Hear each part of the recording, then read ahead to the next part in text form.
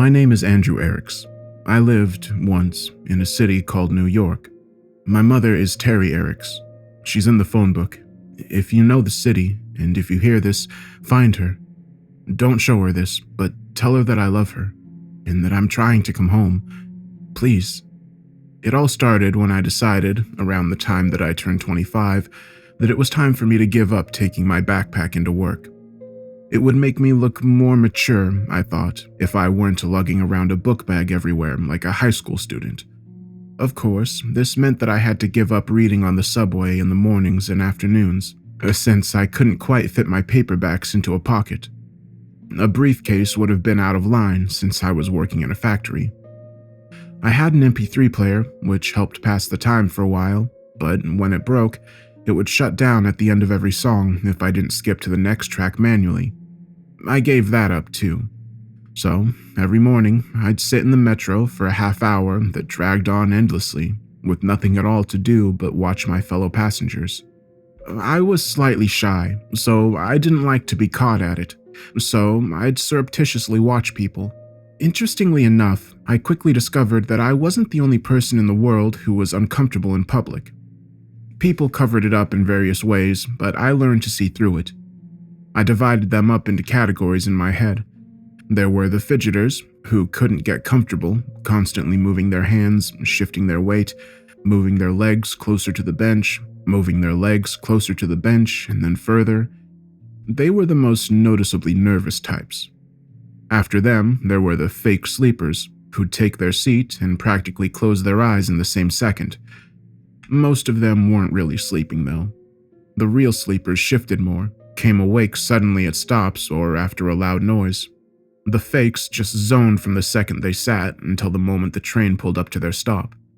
Then there were the MP3 player addicts, the occasional laptop people, and the people who traveled in groups and talked too loudly.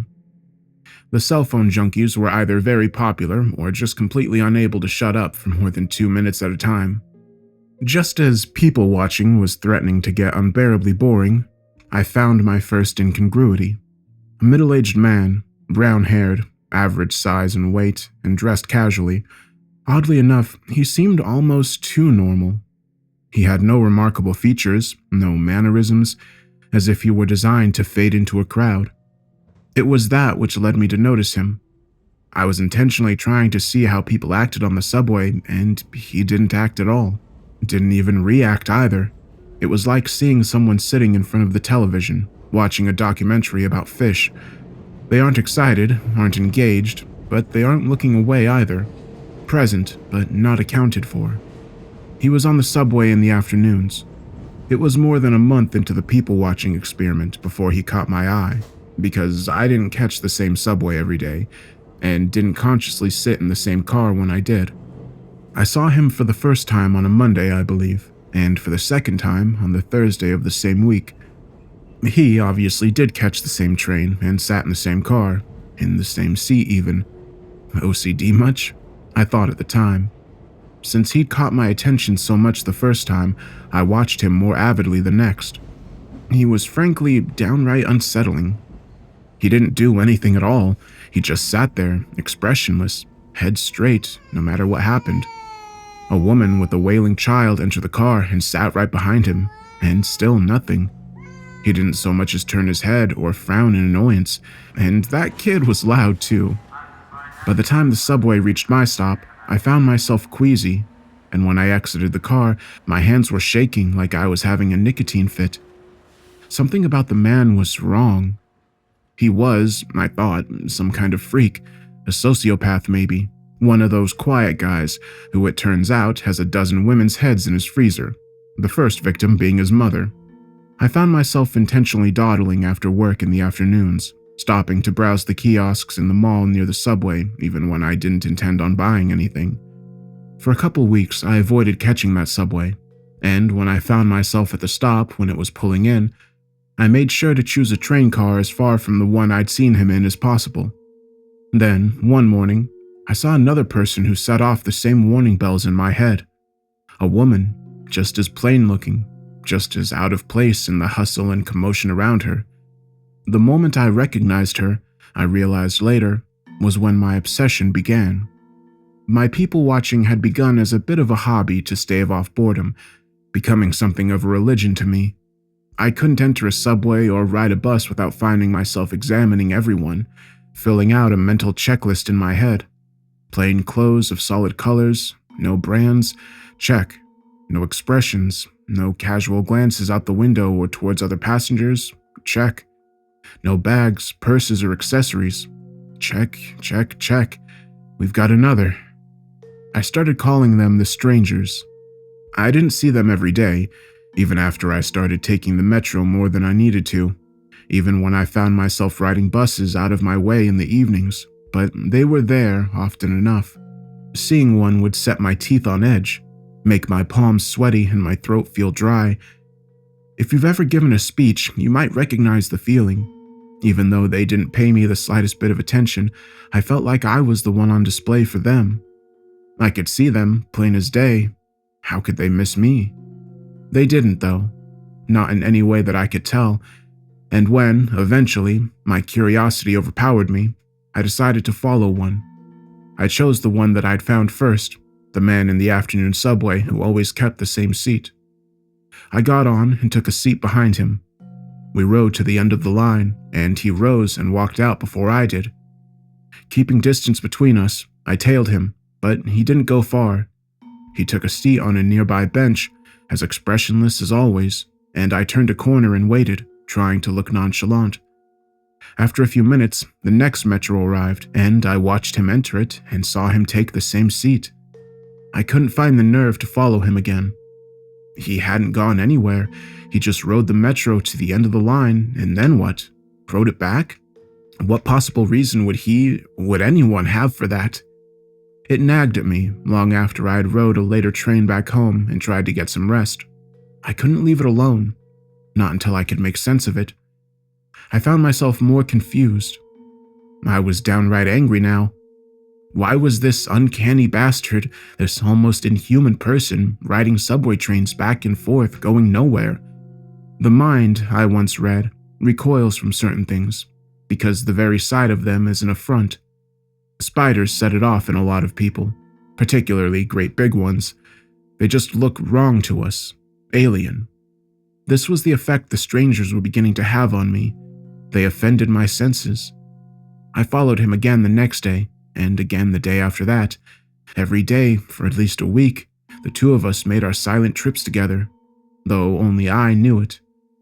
By the end of the week, I was following him for hours, until the last train that stopped near my apartment block that night. We rode from the end of the city to the other, then back again. I wasn't people watching any longer. I was person watching, stranger watching. I didn't have eyes for anyone else, though peripherally I noticed more than a few confused glances sent my way. Other than that, we two might have been the only people on the planet for all I cared. I lost my job the next week. My manager was kind and timid, but firm. I wasn't concentrating, had no focus, wasn't being anywhere near productive. It was actually quite a speech, I think, but I could barely hear it. All I could think about was my new work, my vigil. What would that that thing on the subway get up to when I wasn't there to keep an eye on him? I left work for the last time at noon that day. Normally, I'd have started tailing my subject at 5:30, but I wasn't sure that he'd be waiting for me. I wish now that I'd paid more attention that day. Was it sunny? It was summer, after all. I could have walked around downtown, maybe checked out a few pretty girls, could have had an iced cappuccino and a smoke at an outdoor cafe, then gone home and put my growing obsession out of my head, found a new job and taken to reading on trains and buses again. Instead, I waited. More than one train goes up and down the lines. So I sat in the station for at least an hour until I saw him through a window. I walked into the subway car and noticed for the first time my skin wasn't clammy, my hands weren't shaking, my head wasn't pounding hard. I sat, for the first time, right across from him, directly in his line of sight. I watched for a change in his face. Would he recognize me? If he did, I saw no sign of it, and I was looking hard.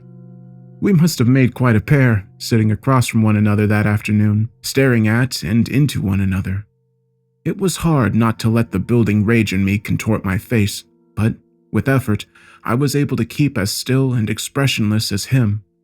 Inside, I practically screamed at him, "React to me, you asshole! See me, damn it! I know you for what you are."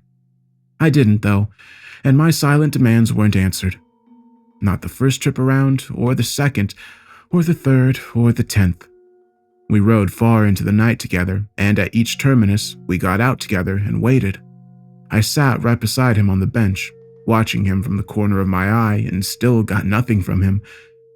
But two could play that game as well as one. Finally, we made our last trip together. I had him, I knew it. The last trip of the night before the train stopped running. I'd always let him get away from me at that point, because the end of the line is a long way from my home, and the buses stopped running at the same time as the subways. But this time, I'd follow him, finally see what he was when the train stopped running. I'd get some answers. Maybe. The subway rolled on, and the anticipation grew in me. The car emptied out around us slowly, until it was just us two silent watchers below the city. I fought to keep a manic grin at bay, and the subway train slowed to a crawl, then stopped. The end of the line. The stranger didn't move, still didn't react at all. The car stood still, doors open. I could dimly hear the last few stragglers making their way out of the station somewhere behind us, footsteps echoing in the silence. Nothing. The speaker system dinged to let anyone half asleep know that we'd reached the terminus. Still nothing. And finally, I could hear footsteps again. A conductor or something popping his head into each car to make sure that it was empty before taking the train wherever the hell it goes for the night. I didn't take my eyes from my silent quarry. I managed to see the conductor from the corner of my eye when he finally reached our car. He looked in, his eyes roamed over us, and a puzzled look came over his face. He blinked a few times and paused. I waited for him to speak, and the moment stretched out. But then, with a slight shake of his head, he left us. There was a car ahead of ours, and I heard him stop to check that too, and then a few minutes later, the train started up again. We rode for a time, and then looped around, and the subway was parked. I could see into the windows of more trains on either side of us, and through their opposing windows into even more. And then he smiled at me. It was just a small curl of the lip that would have gone unnoticed if I hadn't spent the last several hours studying his face. "So," he said in a rough baritone. "here we are." I tried to respond, but couldn't right away. My throat had clamped shut. Terror filled me. It felt like the whole underground cavern we were in had just collapsed onto me. I coughed and stammered and finally managed, with a raspy voice, to ask the question that had kept me up at night, drove me halfway to madness, and led me to this place and this moment. "What are you?" He ignored me. He stood, and the train doors opened. Then, shockingly, he turned to face me. "Coming." He didn't wait for an answer, but walked out onto the platform. I scrambled to follow. "Come on, damn it," I said. "Talk to me. Who are you? Why do you ride the metro all day?" He didn't look back or slow his step. I couldn't see his face, but it's safe to guess that he didn't react at all. No more than he did to anything else. I stalked after him, still shouting for a time, but eventually gave up. 5 words was all I was going to get out of him, I guessed. We walked along the platform until we came to a junction, then turned. Now we were perpendicular to the trains around us. The path ahead of us was lit from above, but I couldn't see where it ended. The trains on either side of us went on forever, as far as I could tell. Far too many trains to service one city, I realized. It wouldn't have mattered by then, I figured, but I probably should have paid more attention to that at the time. I'm not sure how long we walked. I had a watch once, but it broke. I took out my cell phone at one point, but got no reception down here, and all it would show me was no signal. The stranger would stop every now and then and look at a subway car for a minute or two, but then pass on. It took me a while to figure out why, but eventually I saw that they weren't all the same. Long lines of them would be similar, and then we'd come to a different model. It'd be a little larger or smaller, or have a slightly different shape. The cockpits, or whatever you call the front part where the conductor sits, were superficially different as well. I didn't and don't know what exactly he was looking for, but eventually he must have found it, because we turned again and the subway doors opened when my impromptu guide stopped in front of them. We entered and took our seats. "Are you willing to speak now?" I asked him. No answer. I sighed with frustration and seriously weighed the pros and cons of punching him right in the face at the time, when suddenly the lights in the car came on and I heard the engine starting up. "What the hell?" He gave me a look that was almost sad. You're not going to be able to go back. "What are you talking about? Go back where?" Nothing again. The train lurched into motion, pushing off in the opposite direction than the one we'd come from. It rolled for a few minutes and then began to slow as we approached the stop. His vacant gaze grew sharper, and for the first time, I got the sense that he was actually staring at me, rather than just looking in the direction I happened to be in. Be still. Be silent. Don't catch their attention. The train stopped, the doors opened, and they began to flood in. I don't know what I noticed first. The weird clothes, the two long arms with hands that almost brushed the floor, the jet black eyes and angular faces, or the blue-gray hue of their skin. My eyes took in all those stimuli, but for a long second, my brain refused to process it, and when it finally did, I was barely able to bite down on the shriek that tried to tear its way from my throat. I thought my heart was going to explode. Hell, I thought I was going to explode. I was like a strummed guitar string. Everything in me lurched and throbbed. My sight grew dizzy, which I was thankful for, and I vomited. My mouth was clenched shut, and I forced myself to swallow it, barely managing it. My instincts were screaming his words at me. Be still, be silent, don't catch their attention. That day was a blur. We rode the subway car up and down the line, still and expressionless, for hours, for days perhaps. It seemed much longer than the line I knew, the line I'd followed the stranger along. The hideous things around us seemed to pay us no undue attention, though we must have stood out fiercely. I was so petrified with fear when we finally returned to the endless caverns of trains, alone, I burst into tears. I collapsed to the floor and just sobbed for a long time, the stranger watching impassively. When I gained control of myself, I looked at him imploringly. "Take me home," I croaked out. "Please?" I can't. Don't know which one of these would lead you back, if any of them do. He stood and walked out onto the platform, and I rose warily and followed him. He spun around sharply. "I think you followed me enough." The rage I'd felt for him before, that the panic had temporarily buried, rose up in me. "What?" I said, rushing forward. I grabbed him by the shoulder, and with a burst of insane strength I didn't even know was in me, I slammed him up against the side of the metro car. "What did you do to me?" I slammed him again and again. "Take me back!" He bore it all passively, and soon the flare of anger in me sputtered out, leaving me hollow. "Please," I begged. "Please take me home." That's not how it works. If we stay together, it's more likely that we'll be noticed. Go your own way, be still and subtle, and they'll think that you're one of theirs. "How could you do this to me? Why?" He gave me another almost sad look. I had to. You will too. You get stuck sometimes.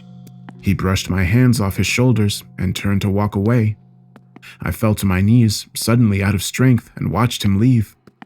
At the junction, he turned back to face me. I'm sorry. And then he was gone.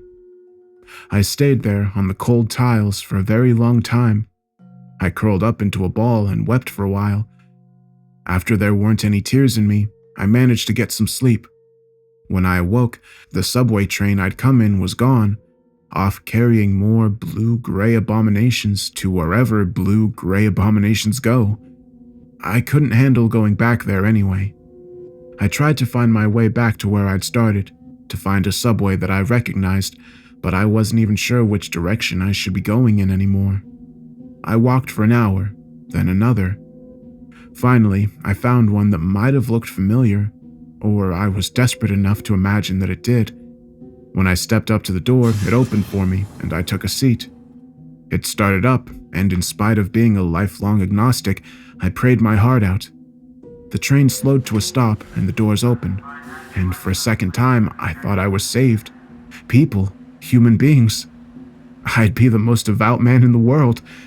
And then I noticed the eyes, specifically the third large eye in the center of their forehead. They were easier to take than the last bunch, though, and I was thankful for that. The third eye blinked independently of the other two, though, and that was nauseating. And when one of them smiled or laughed or spoke with another, I couldn't help but notice that their teeth were sharp and misshapen, and yellow-green with filth. But I was careful and selectively blind. I could pretend for a stretch that I was home, until one of them entered with a sandwich in hand, and I realized with a start that I was starving and hadn't eaten or drank in what must have been days. The next terminus I came to, I decided to try and find something to eat or drink. I don't know why I waited, but it seemed important to ride to the end of the line. I got there and could barely bring myself to leave. I'd never seen the stranger leave the underground. I'd never seen him eat or drink either. My stomach would not take no for an answer, though. I steeled myself and tried to keep my face carefully neutral and made my way into the upper station proper. And then I got confused. I was looking for escalators or stairs or something like that, but all I saw was holes in the ground, the walls, and the ceiling. Gaping, irregularly sized holes, like I was in the middle of a beehive. What was I supposed to do? Leap into one? It didn't make any sense to me, not until someone came through one. He floated up through the floor and then next to me. He frowned for a second, or at least I think it was probably a frown. But apparently, whatever kept them from recognizing me as alien in the subway extended at least this far.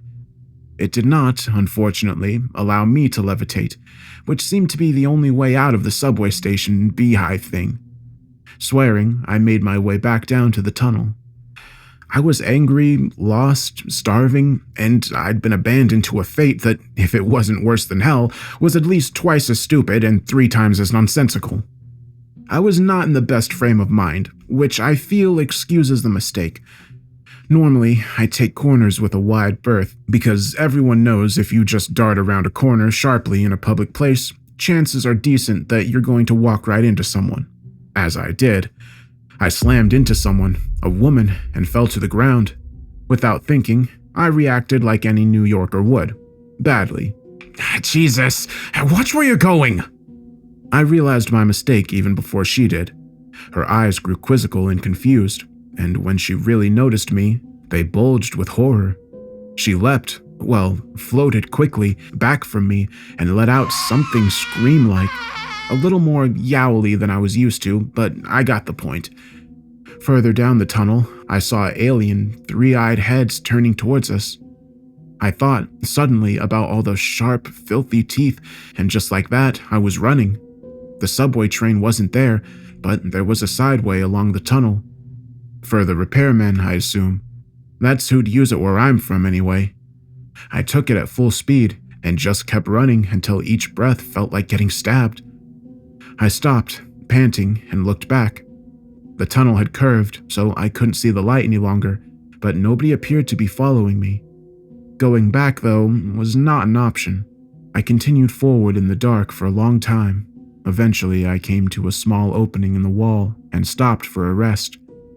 Hunger, despair, and a full-speed terrified run had all left me absolutely drained.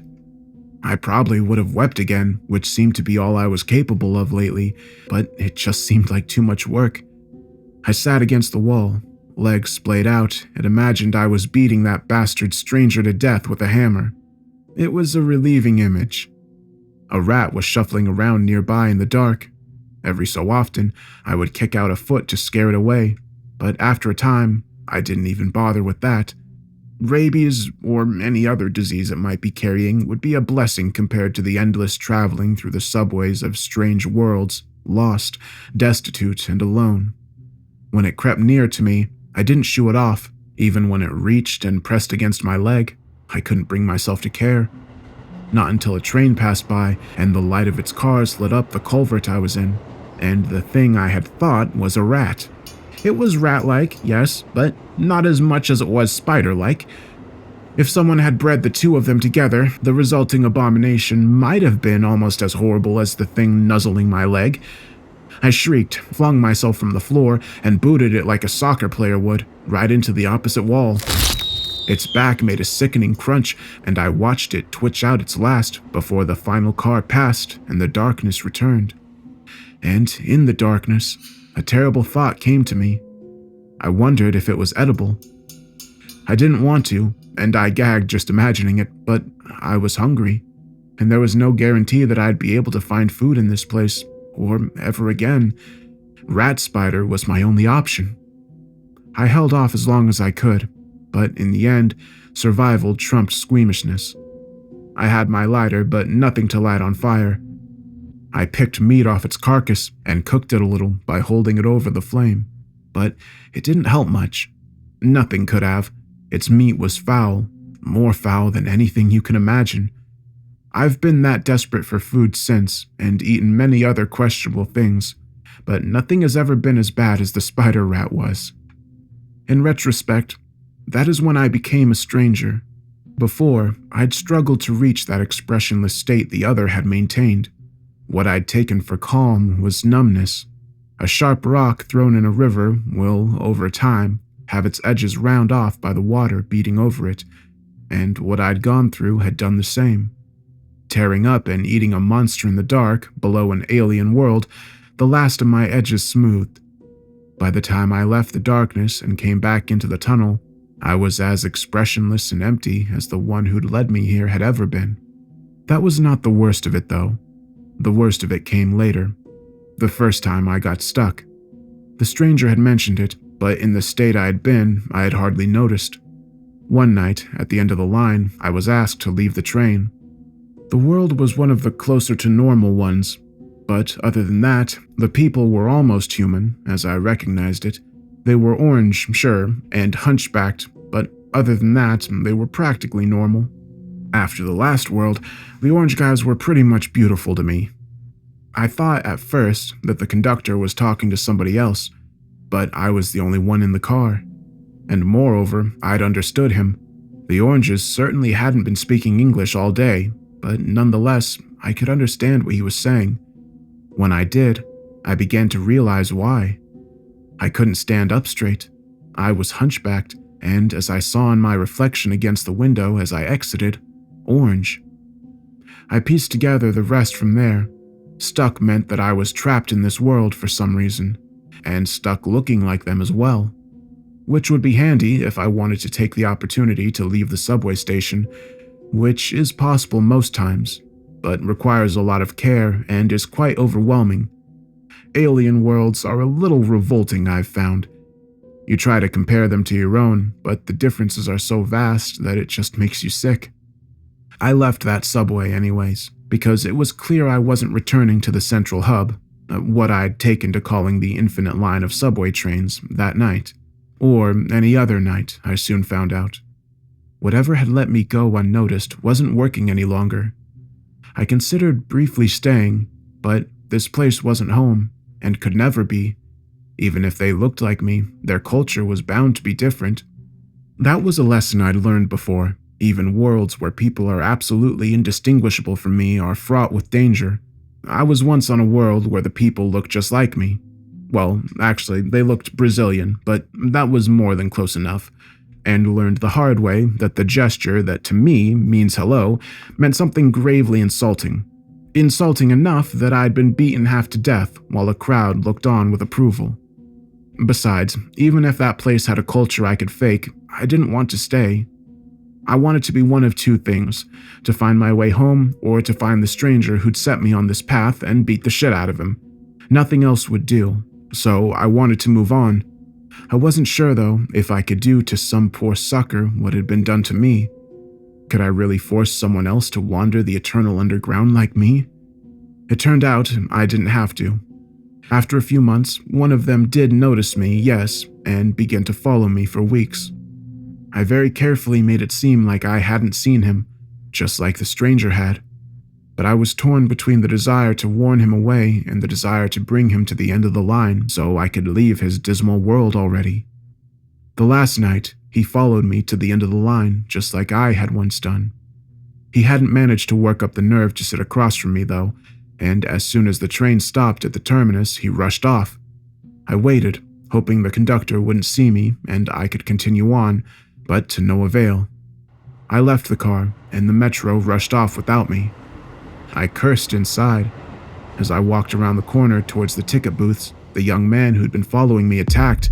He had a wicked, curved knife and should have caught me by surprise, but I'd been traveling through hostile worlds for several years. My reflexes were sharp. We struggled viciously before I managed to wrestle the knife from him. I don't know how it got in his back. I don't think I wanted to kill him. I hadn't even been that angry, remembering my own building rage from so long ago. Afterwards, as he lay there, bleeding out, I got pissed. I kicked him repeatedly. "You dick! You were supposed to follow me!" I fled the scene of the crime, but not for long. I was there bright and early the next day to catch the first subway of the morning, and that night, when I rode it to the end of the line, I was invisible to the conductor again. I guess you can either kill them or bring them with you if you want to return to the central hub. I was invisible again, but I was also orange and hunchback still. I stayed that way until the next time I became stuck. The next time I killed. That one went much faster. I didn't wait for her to follow me. Once I was recognized as a stranger, I recognized her as the next one, and I made my choice. I won't bring anyone else into this. It makes me wonder, though, about the stranger who inducted me. I wonder what he originally looked like, and whether he knew he could have killed me. I wonder, too, about the others I saw back home, and the rare few I came across since. Do they kill them or take them? And whichever one they choose, do they consider it a mercy? I can't bring myself to talk to them, to ask. We're damned either way, and the damned should suffer in solitude. I've killed 15 of them now. I've gotten very good at it, but I've made a decision. I'm done killing, innocents at least. Before I returned to the central hub, I filled a backpack with as much paper as I could cram into it, and wrote this story. Over and over again, to be left in as many subway trains as I can. A couple thousand messages in bottles cast into a sea of steel rails. This is a request and a warning. My request, above, was that you find my mother and tell her a lie. It's a white lie, don't worry. Tell my mother I love her and that I'm trying to come home. It may give her some hope or a small measure of peace. I wish it were true too. But here's the thing. I've been thinking of myself as like Odysseus, lost and adrift, looking to return to familiar shores. But I'm not lost at sea. I'm lost in endless tunnels, the labyrinth. The difference is important because the labyrinths are designed, built. Somebody or something made this impossible place, and they must be held accountable for what they've done to me. They cast me as Theseus, not Odysseus, but I won't play that part any longer either. The strange rules of this place have turned me from the human I began as into something else, then something else again. They have made me a monster, and so I will be the minotaur of this labyrinth, and if I can, I will tear it down around me and destroy those that built it.